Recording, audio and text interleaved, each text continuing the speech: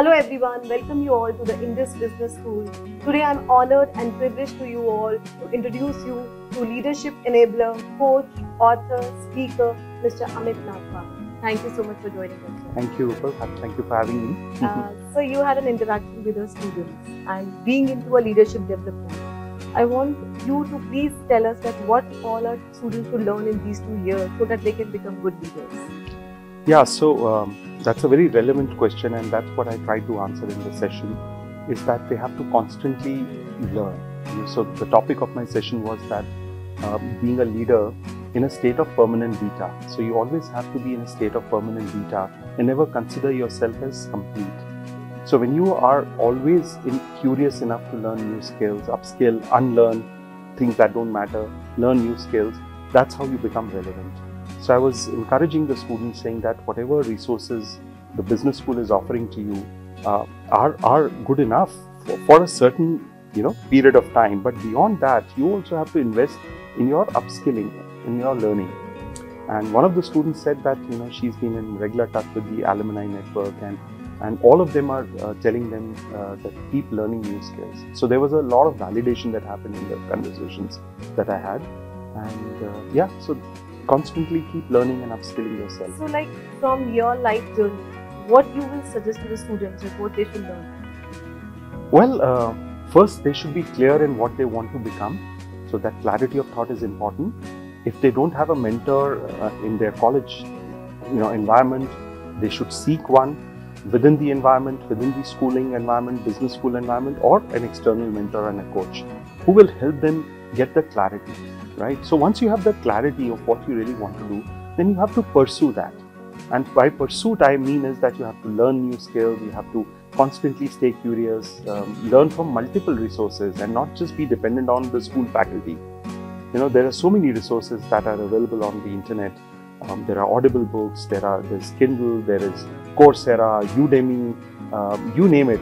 So there are, knowledge has become democratized. A child in Somalia versus a child in Pune or a child in New York, everyone has the same access to the information, right? So what you do with that information is very important. So clarity of what you want to do, access to information, and then implementing on it. And that's what we discussed in the program as well. Nurturing your network, learning new skills, reaching out to people, staying vulnerable about, I don't know this skill, I need some help. Being open about saying, I don't know this one, but I want to learn. Or this path did not work well for me and I need to change my path, right? So seeking help, seeking validations, seeking resources, that's what has helped me, served me very well in my career. So I could, so I started with humble beginnings as a medical representative, and from there onwards, if I could become a learning head of a large company such as Infosys BPM, my encouragement to the students is, so you can also do that, so can you. And learn from my journey, learn from the journey of my colleagues. So that's my life mantra. Yes, and like how they should deal with the failures, what you want to say? Well, accept the fact that there will be failures. So I invoked Reid Hoffman, who was a co-founder of PayPal and LinkedIn, and he's been through so many failures and he's very experimental. And if you look at the lives of several entrepreneurs and several business leaders, you will find that they have all been through some failure or the other. So basically to understand and be real about things, that there will be, life is a roller coaster, so there'll be ups and downs. So I was quoting example of Aamir Khan. Despite being such a famous actor, despite being a method actor and a national award winner, his movies, not all of his movies do well in the box office. Right. But that doesn't stop him to experiment. Not all Tata products have been successful, but they've continued to stay relevant, continue to innovate. Today they've become a leader in the EV segment, right? So you pick up any company, any product, any leader, they've always had some failures. So we need to share these students' stories, let them read autobiographies of these leaders.